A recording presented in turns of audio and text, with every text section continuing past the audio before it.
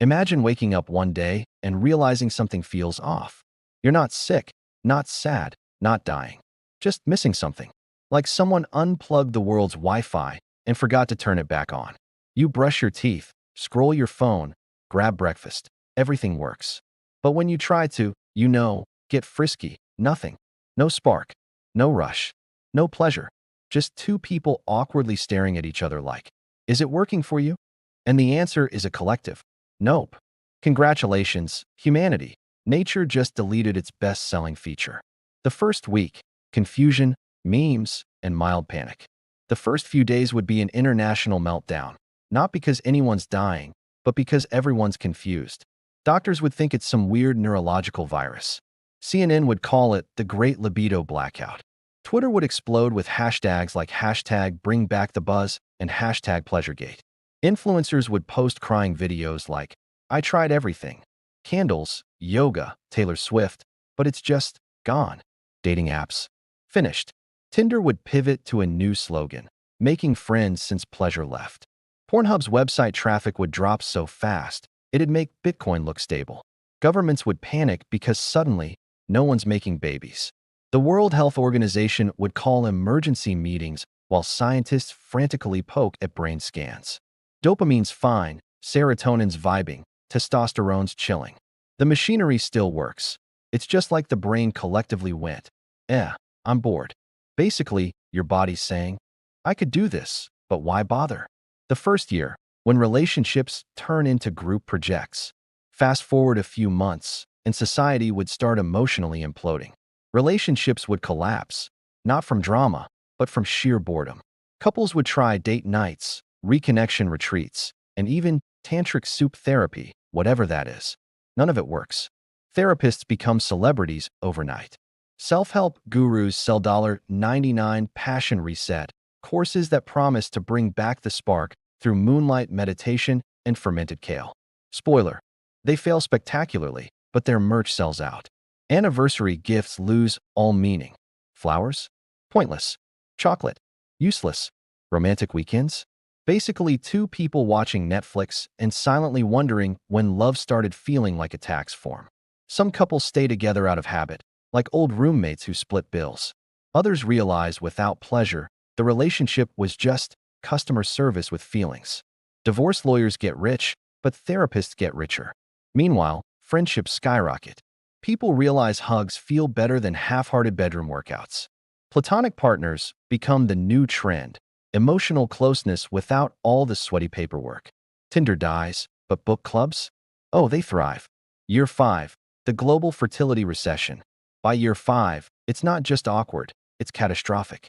Birth rates nosedive faster than a crypto coin after Elon tweets. Governments start bribing citizens to have kids. Repopulate for your country becomes the new patriotic slogan. You'd get fertility tax breaks, baby bonuses, maybe even a medal for outstanding reproductive service. Billboards show smiling families with slogans like, make babies, not excuses. Hospitals set up sterile procreation stations, clinics where reproduction is handled with all the romance of renewing your driver's license. Doctors would hand out pamphlets titled, How to Pretend You Care.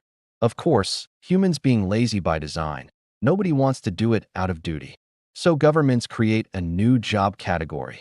Reproductive contractors, volunteers who reproduce for the nation, like heroes without capes or joy. They'd appear on talk shows saying things like, I do it for humanity. It's not fun, but someone's got to do it.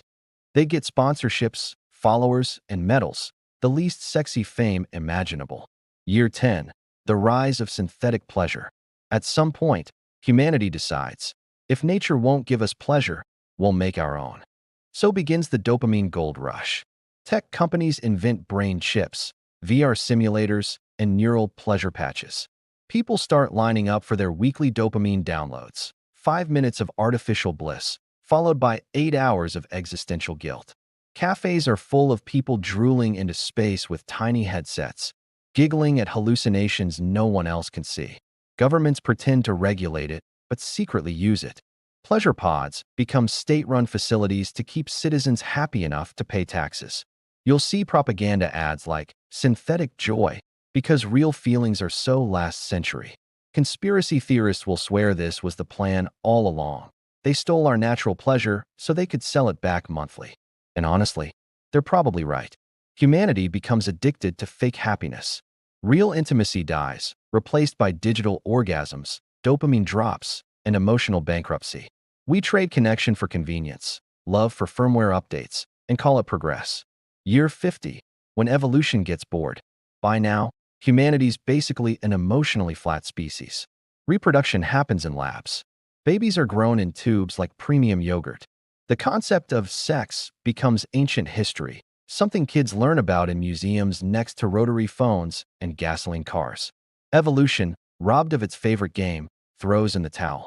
With no incentive to attract, charm, or reproduce, humanity stops evolving altogether. Beauty fades, charisma vanishes, and emotional depth gets deleted like an old app update. Future humans are efficient, neutral, robotic, perfectly logical, utterly passionless.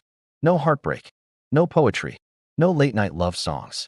Just a planet full of gray jumpsuits and polite nods. Congratulations, we've achieved world peace. Nobody cares enough to argue anymore. The final irony. Eventually, some AI historian will dig through the archives and say, wait, they lost everything because they lost pleasure? And it'll realize that was the spark, the glitch that made survival worth the trouble. It wasn't intelligence or language or fire that made us human. It was the stupid little chemical high that told our brains, yes, keep going.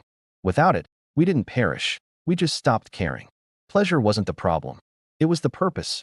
So next time someone tells you pleasure is unnecessary, just remember, without it, we'd all be polite, efficient, sexless robots wondering why the world feels so damn quiet. Because in the end, pleasure wasn't the distraction. It was the soundtrack. And now, the music stopped. If this made your brain itch in uncomfortable places, congratulations, you're still human. Don't forget to like, share, and subscribe for more twisted, what-if realities. And remember, as long as it still feels good,